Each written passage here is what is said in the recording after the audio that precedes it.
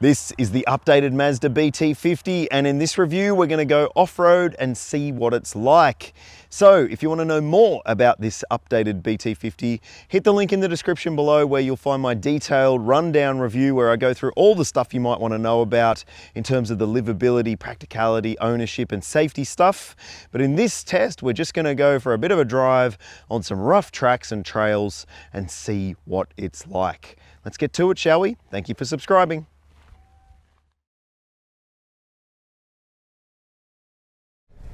Okay, so here we go, off-roading in the updated BT50, and it is feeling pretty stable and comfortable underneath the tires here. Although one thing that I might raise is that, well, my can of drink is wiggling around a lot, and there's no real good storage spot to put a can of drink, especially if it's a little can. Let me show you one of those little ones in these big cup holders, and it rattles around, so it's going to be flat by the time I open it. Anyway, let's get back to the off-roading bit. It is handling things pretty well here. One of the improvements is this rough terrain mode, which has also been rolled out in the world of the D-Max, and it does make the throttle response a little less assertive, so it's just a bit more measured. It will idle a bit better over bumps. You don't really need to ride the throttle quite as much in some situations. It's all about traction management, and it does a good job of it. And we're in four-wheel drive high range for this particular trail that we're on right now. Probably get to a bit of hardcore stuff later on, but it's dealing with the lumps and bumps in the surface admirably. And now the brand has turned off the electronic auto emergency braking system because it's got cameras that watch the road ahead, and apparently the shadows throw it out a little bit. I've had that experience in D-Maxes in the past, and no surprise that it does have that effect in the BT50 as well. It is very shadowy in this part of the forest that we're in right now.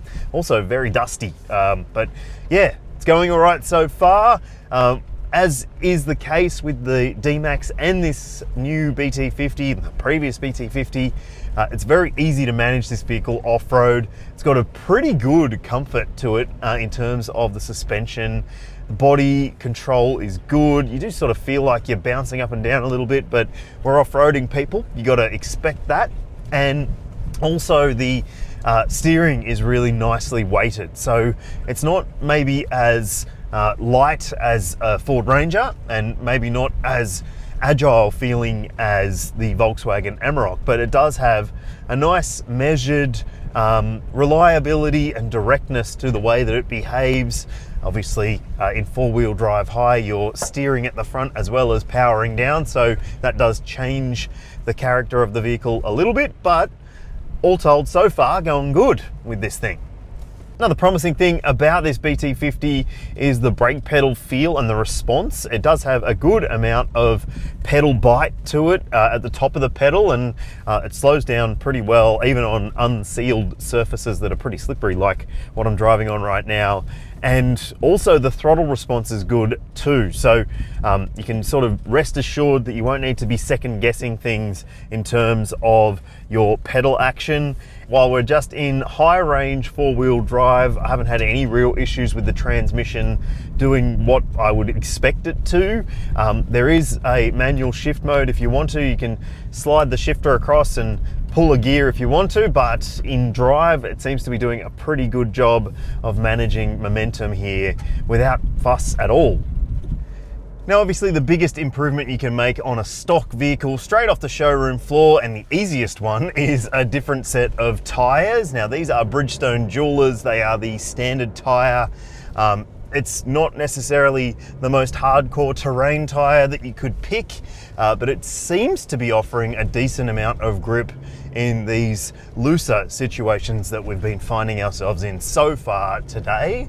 And yeah, probably going to be good enough unless you're really destined to be spending a lot of time in the rough stuff. Then yeah, might be worth going and fitting a different set of more serious off-road tires. But like I said, it's a simple, easy, cheap-ish upgrade compared to some of the other things that you might be considering, like lift kits and so forth. Now, there are more than 100 accessories on offer from Mazda in Australia for this BT50. That's plenty for you to choose from. This particular car I'm driving right now has side steps. It's got a canopy at the back and a set of lockable drawers as well. So it's probably like a tradie spec and family friendly option, but there are plenty of options to choose from in that range of accessories, and all of them get a decent warranty cover as well, the same as the vehicle, 5 years unlimited Ks if you choose genuine Mazda accessories.